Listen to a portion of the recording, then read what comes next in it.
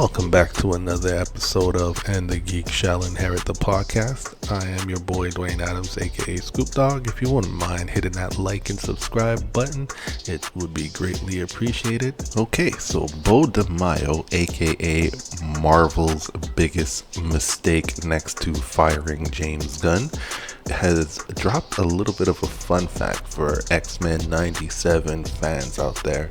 I'm just going to read you what he posted on X about one of my favorite villains, and a villain who his storyline at the end of X-Men 97 set up something really major. I'm really happy that at least we're going to have Beau DeMayo's input in season 2 as well, because it was already completed before they fired him. But let me read to you what Beau DeMayo has to say. Fun X-Men 97 fact. There are actually 2 apocalypses in the present of the 1997 X-Men timeline. Ooh.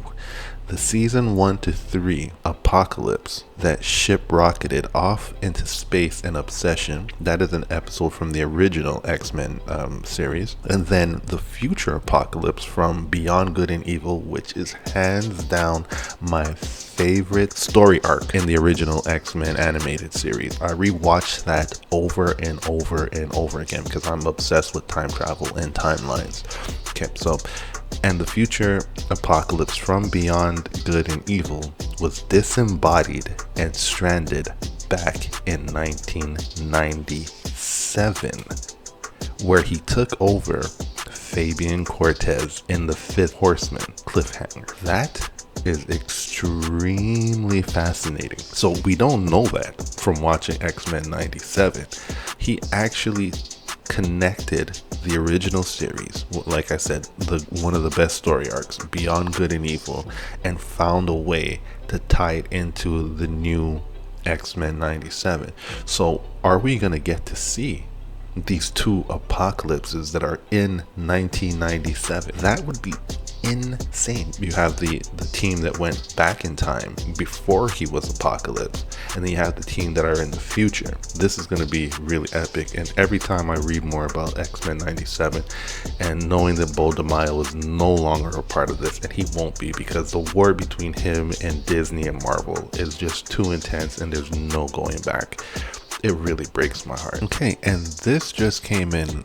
Beau recently posted on X about a call that he had after the episode Remember It premiered. He said that he asked an exec if Kevin Feige was happy because, as he says, stupidly, I still wanted to help the studio out. And I'm reading now from Beau's post. Their response was a long pause, and then I was told that he'd be happier if fans and audience weren't using it as a referendum on what the MCU needs to be doing to fix itself. What makes it worse, I think, is that Kevin has nothing to do with X-Men 97 and could take no credit for it. Even internally, before the show aired, Marvel employees were reaching out to me asking how I was able to make a show this good, given where the studio was and how it's the best thing the studio had done. With their praise, I noticed more and more that I was becoming a threat and regret to studio leadership. Oof. Oof, oof, oof, oof. That would make a lot of sense, wouldn't it? Where you want a show to be successful and thinking about Kevin Feige, and instead of you being able to take the praise and people saying, oh, Kevin Feige did it again, oh, his leadership did it again, you have people saying, hey, Feige, look at this. This is what you need to be doing. This guy should be doing this. This is it. And when you have an ego, people get fired, you know? Anyways, for those of you who are X-Men heads and you love the comics and you love the animated series, what do you think of that? We're going to be dealing with a lot of apocalypse in the coming episodes of X-Men 97 season 2 and of course season 3. Drop a comment below. Let me know your thoughts. Peace.